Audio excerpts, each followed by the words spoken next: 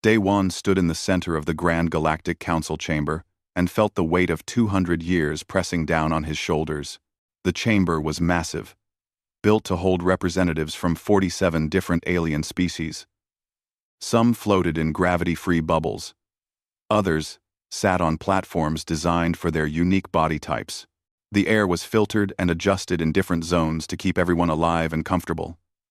It was a marvel of engineering, and humans had helped build half of it. Next to Day One stood Sun He, her military uniform crisp and decorated with medals from 3 separate wars. On his other side was Tae Min, younger than both of them, carrying a data tablet that held 2 centuries of human contributions to the Council. They would not need it. Everyone here knew what humans had done. The question was whether anyone cared. The vote had just finished. The display board showed the results in bright, cold numbers. 46 votes against, 1 vote for. Humanity's petition for a permanent seat on the Council had failed completely. The 1 vote in favor came from the Delarii, a small species that humanity had saved from extinction 40 years ago. Everyone else had voted no. Kravix, the Council chair, rose from his elevated platform. He was a reptilian creature, covered in dark green scales that reflected the chamber's lights. His species had been part of the Council for 3,000 years. He looked down at Day One, with eyes that showed nothing but contempt. "The Council has spoken," Kravix said, his voice amplified throughout the chamber. "Humanity's request for a permanent seat is denied. Your species is too young, too aggressive, and too primitive for such responsibility. You have been part of this Council for only 200 years. That is nothing. You are useful to us, yes. Your soldiers fight well. Your engineers build good things. Your scientists make interesting discoveries. But you are servants to this Council. Nothing more. Perhaps in another 1,000 years, we will reconsider." Laughter rippled through the chamber. Not all species joined in, but enough did. Day One heard it clearly. He saw Council members turning to each other, making comments in their own languages. He did not need translation to know they were mocking humanity. In the gallery above, Bo-Ra sat among other human observers. She was a quantum physicist, one of the leading scientists in the galaxy. She had won the Council's highest scientific award just 3 years ago. Now she watched as aliens laughed at her species. Her hands gripped the rail in front of her until her knuckles turned white. Sun He's jaw tightened. She had lost her brother in the Second Vrexian War, fighting to defend Council territory. She had lost friends in the plague of Sector 9, working to save alien populations. Now those same aliens laughed at her people. Tae Min looked at his tablet. The numbers were there. Humans made up 3% of the Council's population, but provided 30% of its military force. Human technology powered systems across 15 sectors.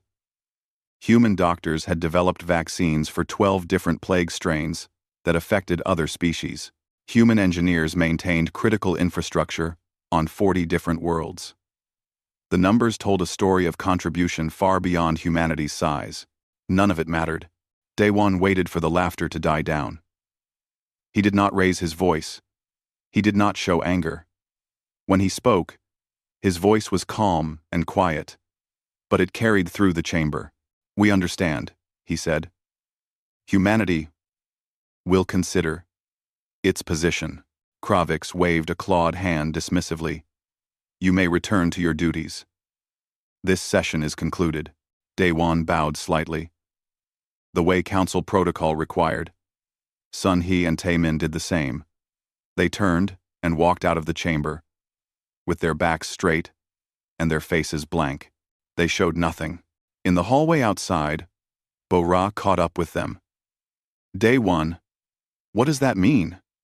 Consider our position?" "It means exactly what I said," Day One replied. He kept walking toward the human diplomatic offices. Within an hour, Day One sent a coded message to Earth. It was short. Dignity Protocol activated.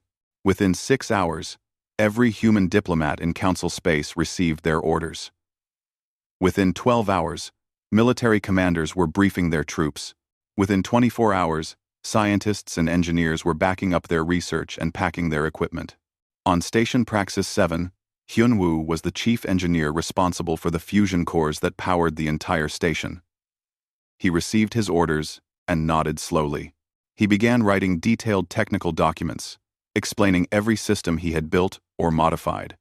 He left nothing out. When he was done, he sent the documents to the station's alien administrators and began packing his tools. The station commander, a gaseous being named Velthar, floated into the engineering bay. "What are you doing?" "Leaving," Hyun-woo said simply. "My contract with the council ends in 30 days. I am choosing not to renew it. You cannot leave. This station needs you." "Then the council should have thought about that," Hyun-woo said. He continued packing. On the agricultural world of Plenty, Ji-won supervised 300 human farmers and agricultural scientists. They had turned the planet from a struggling colony into the breadbasket of its sector. She gathered her people together and showed them the message from Earth. "We are going home," she said. "Leave everything in good condition. Write down what you can. But we leave in 2 weeks." One of the younger scientists raised her hand. "What about the crops? The aliens here do not know how to maintain them." "That is not our problem anymore," Ji-won said quietly. Across council space, the same scene played out hundreds of times. Humans began withdrawing. They did not protest. They did not make demands. They did not threaten. They simply left.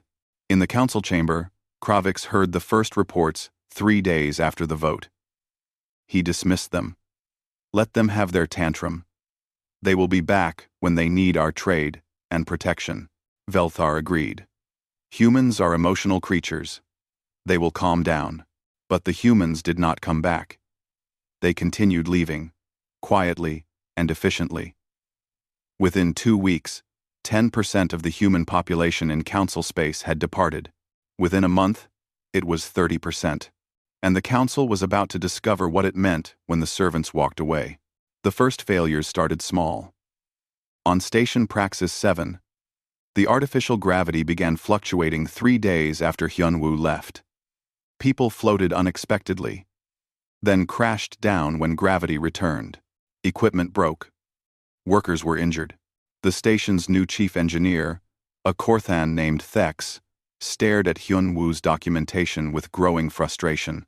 The human had left detailed notes, yes, but the fusion core system was incredibly complex.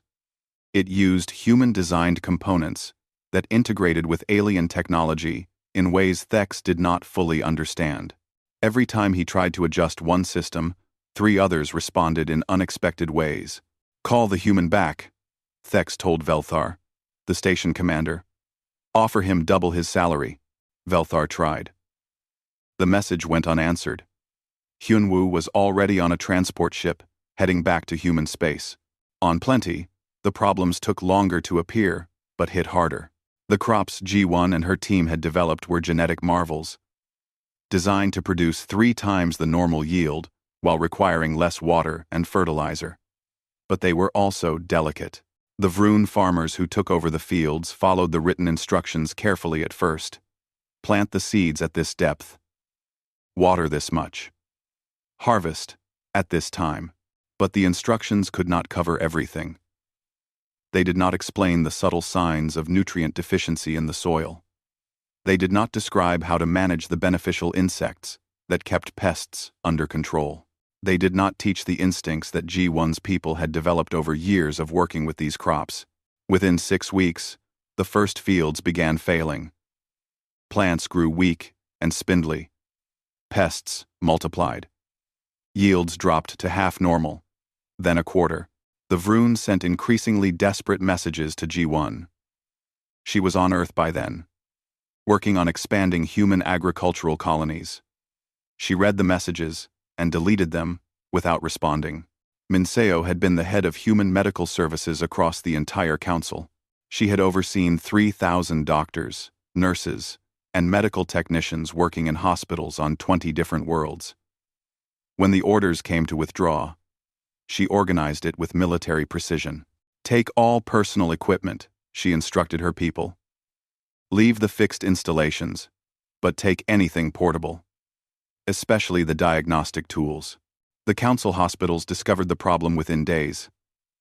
60% of their medical equipment had human-designed interfaces. The machines still worked, technically, but the alien doctors could not operate them properly. Diagnostic scanners gave error messages. Surgical robots refused commands. Life support systems ran on default settings that were not optimal for many species. Worse, the vaccines that humans had developed became unavailable. Minseo's team had been working on a vaccine for a plague that affected the Delarii species. The research was 90% complete. When the human scientists left, they took their research with them. Council scientists tried to continue the work, but they were missing crucial data. The plague continued spreading. On Military Station Gamma 1-2, Jae-sung had been the tactical coordinator for the entire sector's defense fleet. He was not the commanding officer. That position always went to aliens. But he was the one who actually made the fleet work. He planned the patrol routes. He coordinated the supply chains.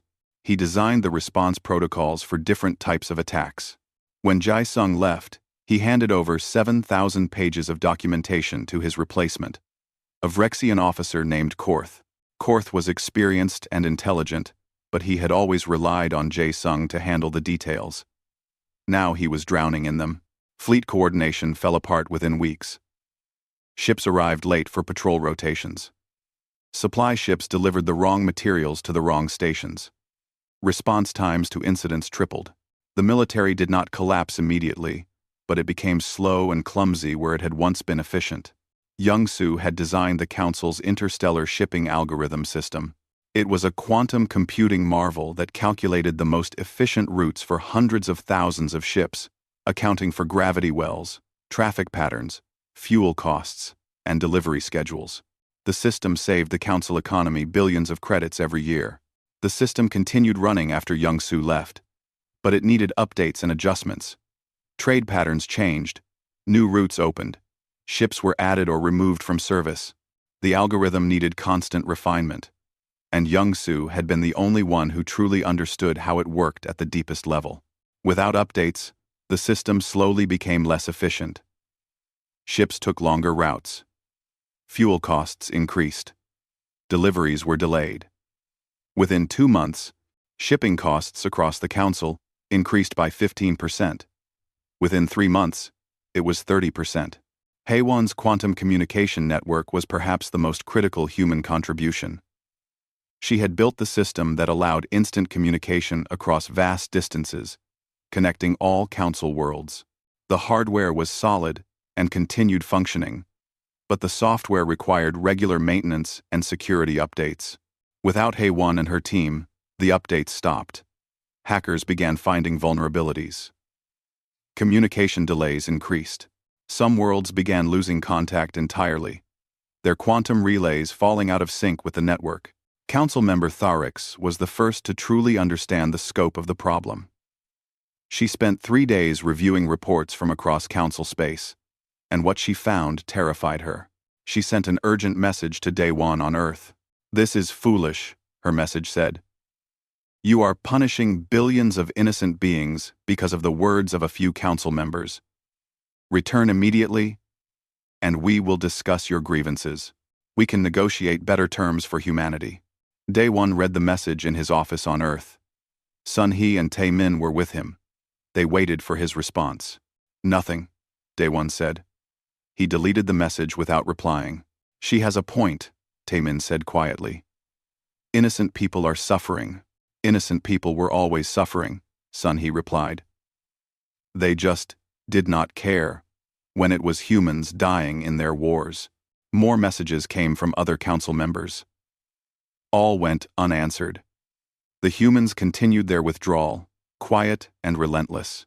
By the end of the 2nd month, 50% of humans in Council space had returned home.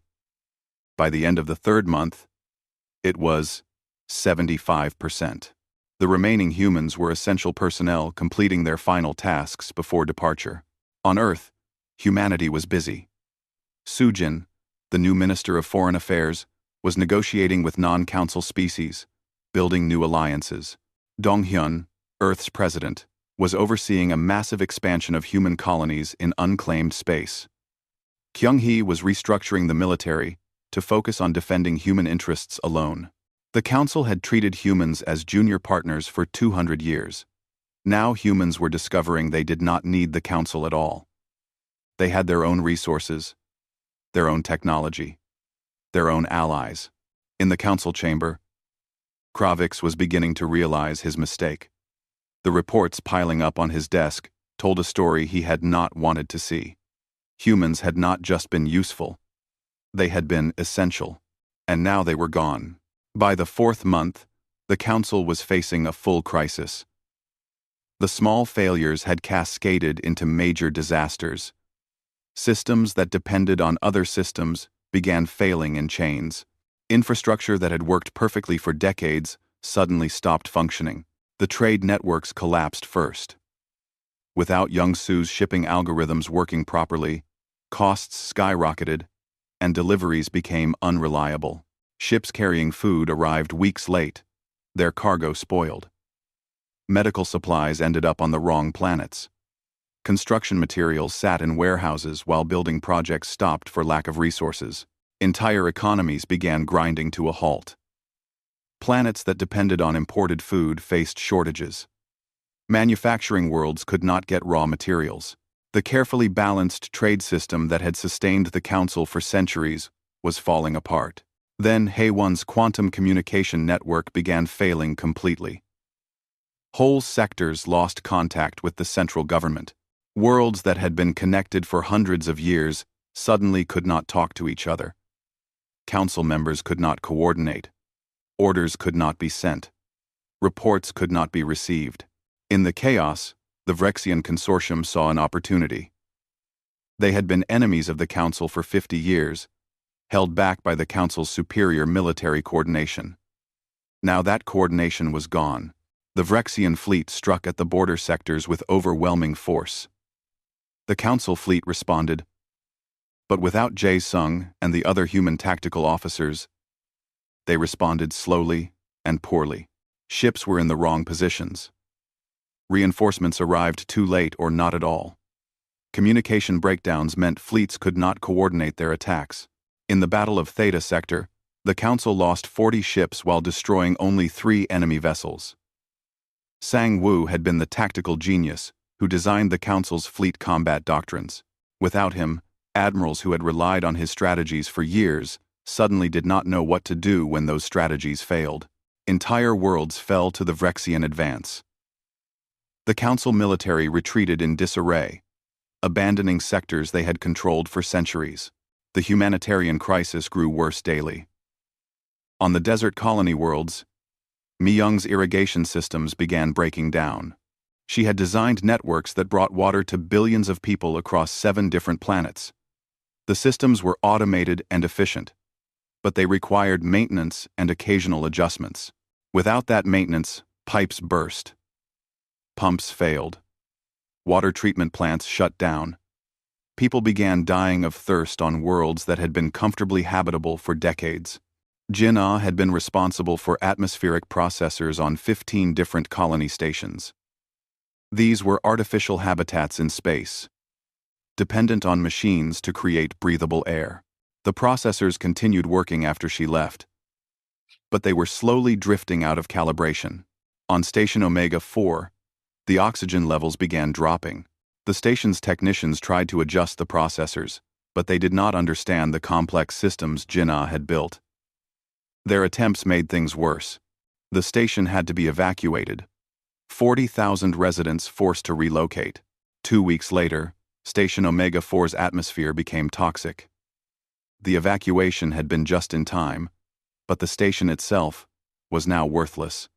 A dead hulk, floating in space. The famines were the worst. Agricultural production across Council space dropped by 60% within 4 months. G1's advanced crops failed without proper management. Traditional farming methods could not make up the difference quickly enough. Billions of beings faced starvation. Food riots broke out on 17 different worlds. Governments fell. Desperate populations turned violent, fighting over remaining supplies. The Council military was too busy dealing with the Vrexian invasion to restore order. The death toll mounted rapidly. 10 million dead from starvation in the first month of famine. 50 million in the second month. The numbers kept climbing. Council member Kixala appeared on the galactic news networks, looking exhausted and defeated. Her species was facing collapse, their homeworld dependent on imported food that was no longer arriving. "We made a terrible mistake," she said, her voice breaking. "We did not understand how much humans did for us. We took them for granted. We thought they were replaceable. We were wrong. If any humans are watching this, please, we are begging you to return. Help us. We will give you anything you ask. On Earth." Sujin watched the broadcast with her staff. Nobody spoke for a long moment. "The death toll is approaching 200 million, Taemin said quietly. "Most of them had nothing to do with insulting us." "No," Sujin agreed. "But they benefited from a system that treated us as servants. They enjoyed the fruits of our labor, while their leaders mocked us. We could stop this," Taemin insisted. "We could send aid. We could save millions of lives." "We could," Donghyun said, entering the room. The president of Earth looked tired but resolute. "And what message would that send? That humans will always come running when called? That we can be insulted and humiliated, but we will still serve? No. The galaxy needs to learn that actions have consequences." Kyung-hee, the military chief, brought updated reports. "The Vrexian advance continues. They have taken 12 council sectors. The council military is in full retreat. Their casualties are catastrophic. Could we stop the Vrexian advance if we intervened?" Donghyun asked. "Easily," Kyung-hee replied. "Sang-woo has already designed 3 different battle plans. We could push them back within weeks. But we will not," Donghyun said. "Not yet." More desperate messages came from the council. Kravix, the former chair who had delivered the original insult, resigned in disgrace. His own species demanded it, blaming him for the catastrophe. The new council leadership was more diplomatic, but equally desperate. They offered humans everything they had originally denied: a permanent seat, veto power, control of 3 sectors, half of all trade revenue. They promised to punish those who had insulted humanity. They begged. All messages went unanswered. The council began fragmenting. 12 member species, seeing the central government collapsing, withdrew to focus on their own survival. They stopped contributing resources to the council and stopped following council directives. The carefully built alliance that had governed the galaxy for 3,000 years was dying. Veltar, the former defense minister who had laughed when humans were called servants, watched his homeworld fall to the Vrexian invasion. He could have evacuated, saved himself, but he chose not to. According to his species' traditions, a leader who failed so completely had only one honorable choice. He committed ritual suicide. His final message, an apology to humanity.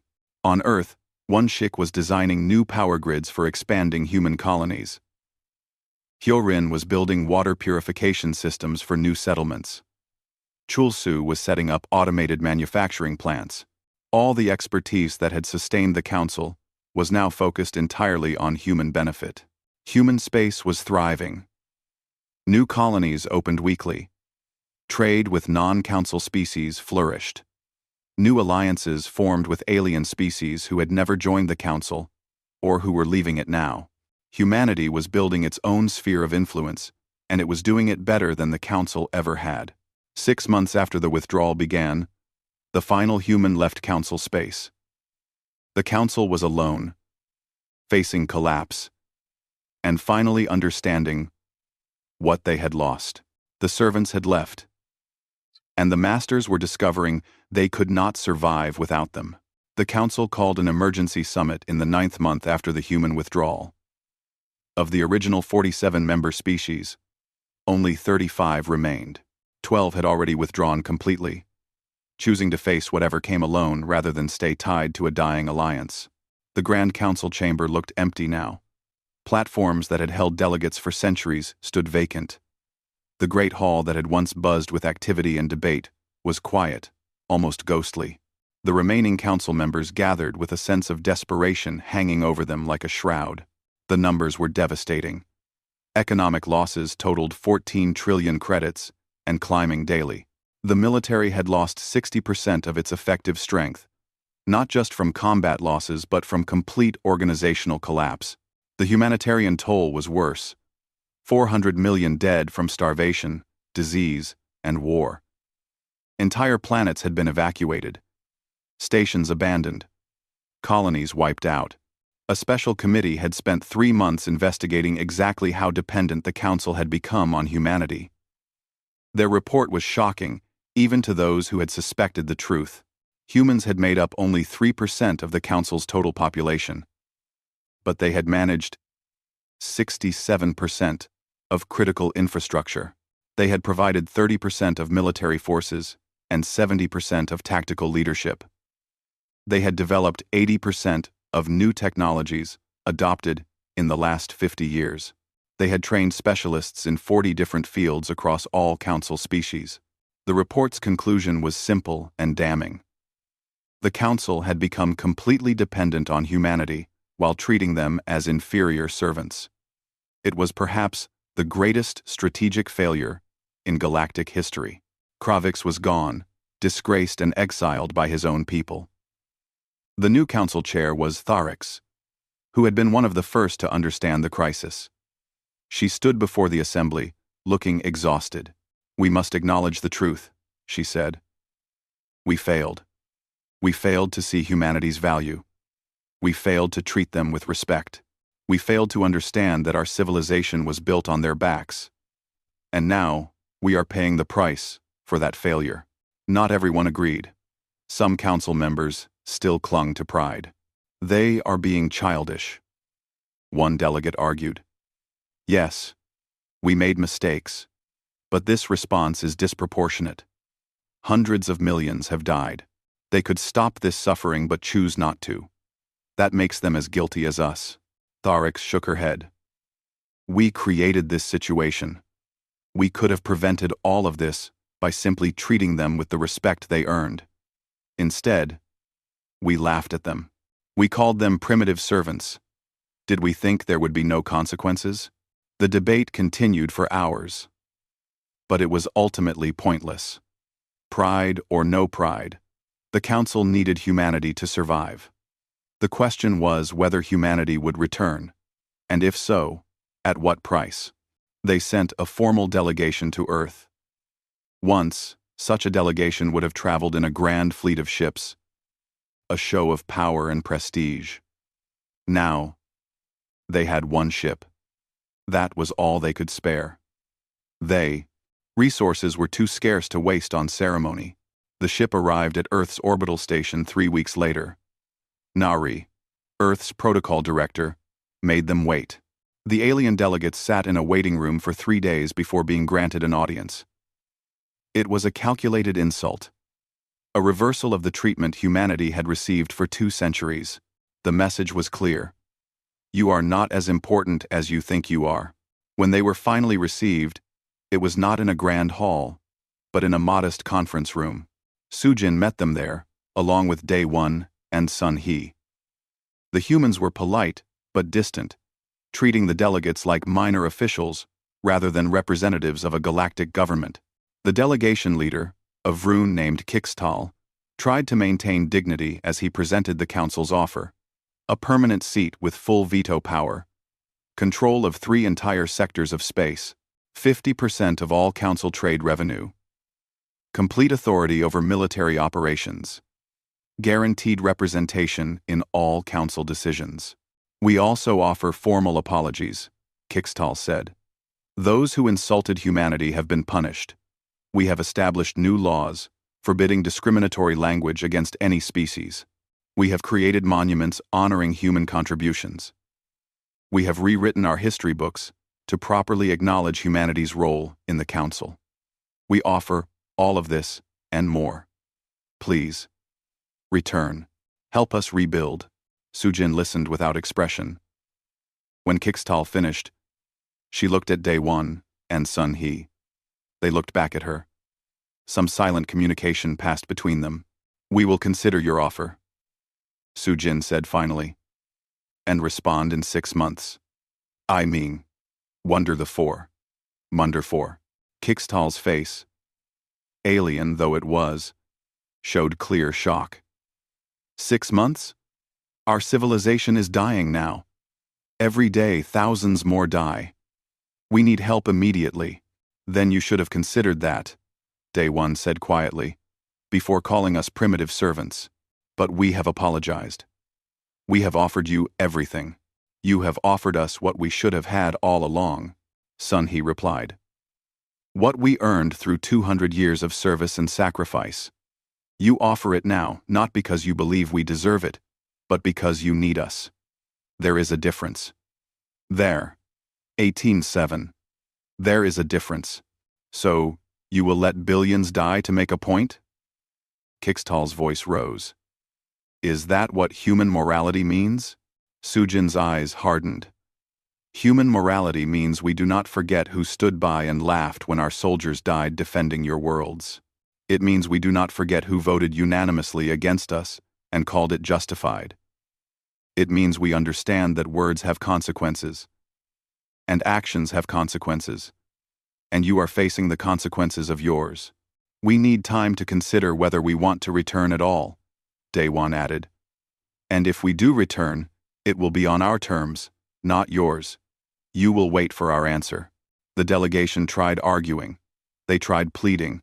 They tried offering even more concessions. Nothing worked. Finally, they were escorted back to their ship and sent away.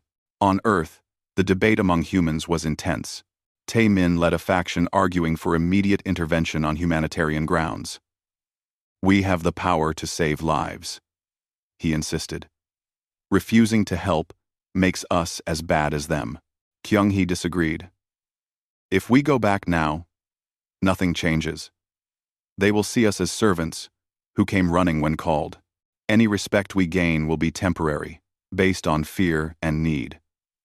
The moment they recover, they will go back to treating us as inferiors. Dong-hyun listened to both sides. The president had the final decision, but he wanted consensus. The question is not whether we have the power to help. We do. The question is whether helping now, on their desperate terms, serves humanity's long-term interests. Bo-Ra, the physicist who had watched the original insult in the council chamber, spoke up. I want them to understand, truly understand, what they lost. Not just practically, but morally. They need to recognize that we are not servants or tools. We are equals, and we deserve to be treated as such. If we return too quickly, too easily, that lesson is lost. The debate continued for weeks. Meanwhile, the council continued collapsing. The Vrexian forces advanced further. More millions died. More worlds fell. Finally, Sujin called a meeting. We will return, she announced, but not as saviors, not as servants. We will return as leaders, and we will reshape the council into something better. Something that respects all species equally.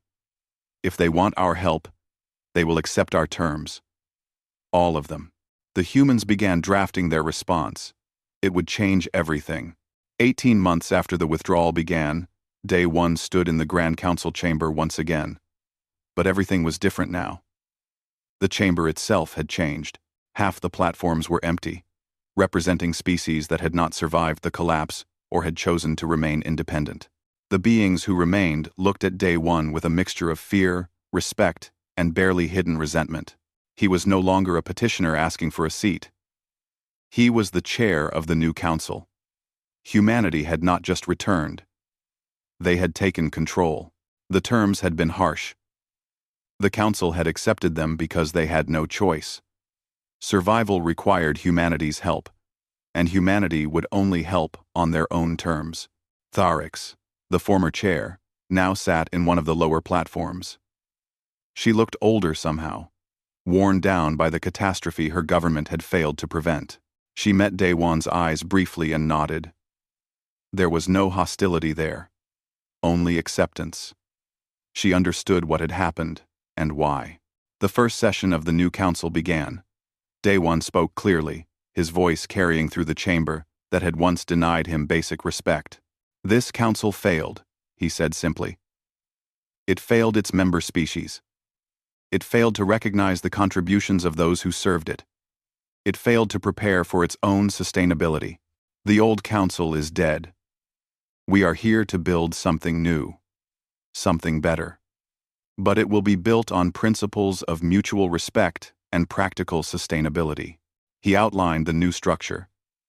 Humanity would chair the Security Council with permanent veto power.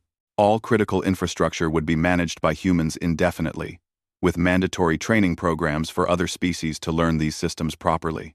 No species would ever again be allowed to become dependent on systems they did not understand. Military command would be unified under human leadership. Kyung-hee had already arrived with her staff and was restructuring the entire defense apparatus.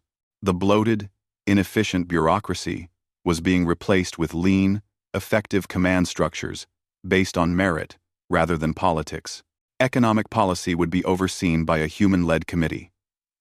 Young-soo was already rebuilding the shipping algorithms, but this time with redundancy built in. Multiple species would be trained to maintain and update the systems. The word primitive was banned from all official communications.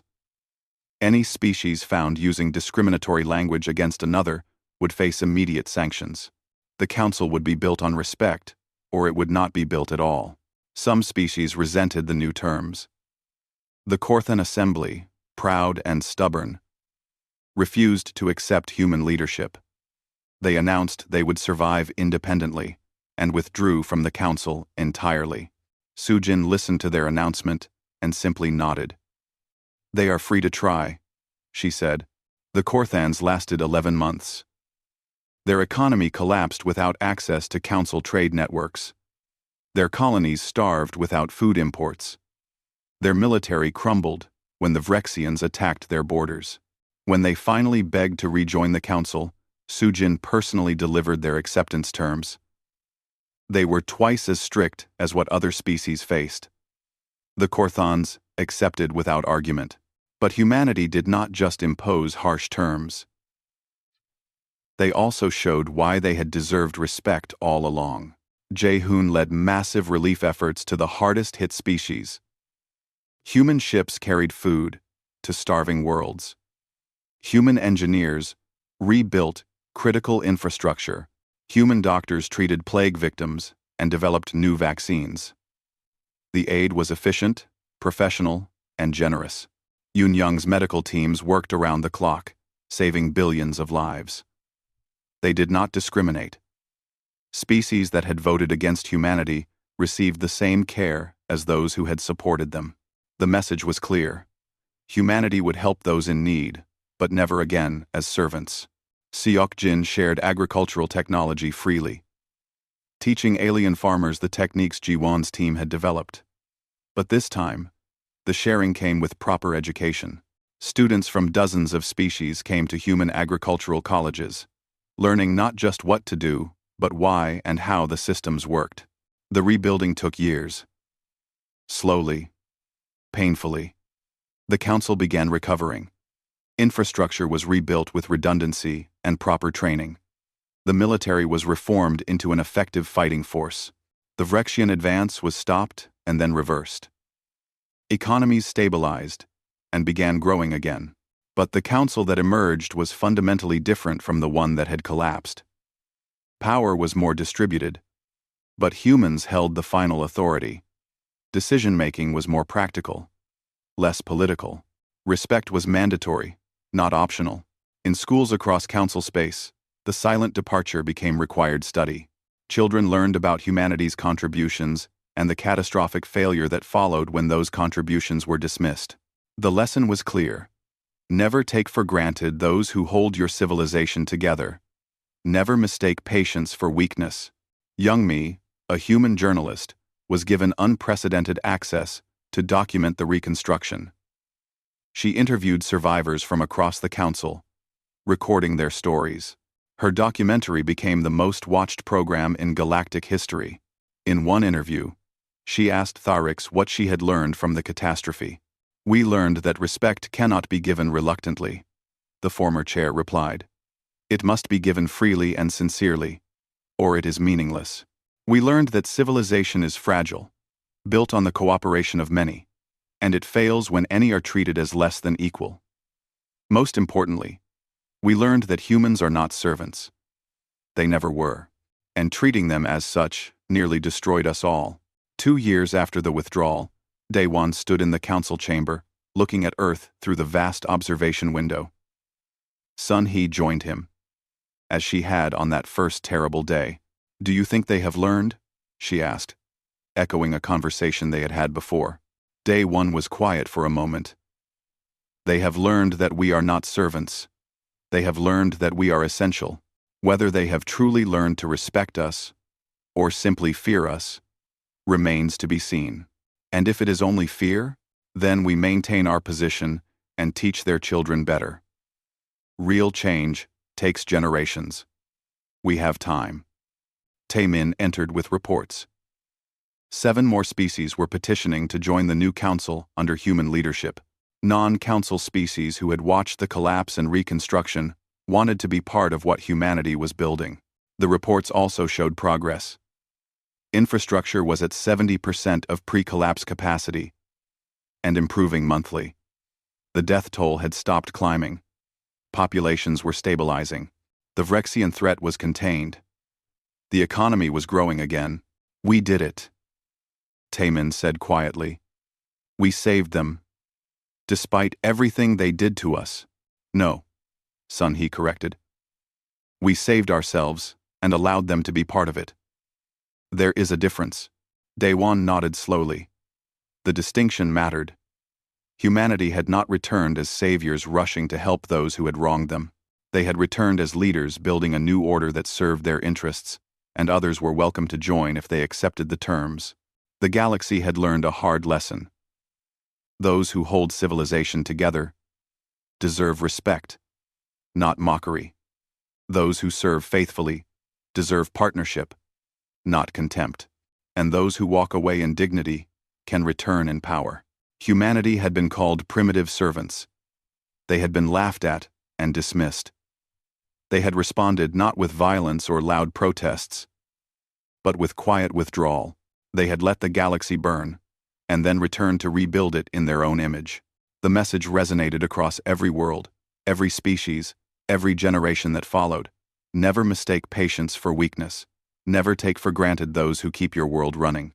And never, ever forget what happens when the servants decide to walk away. In the end, humanity had proven they were not servants at all. They were the foundation. And when the foundation walked away, everything collapsed. Now they were back, not beneath the structure but at its center, and the galaxy was built around them. It was a position earned not through conquest but through indispensability, not through violence but through the devastating silence of their absence. The Galactic Council had paid dearly for its arrogance, and it would never forget the cost.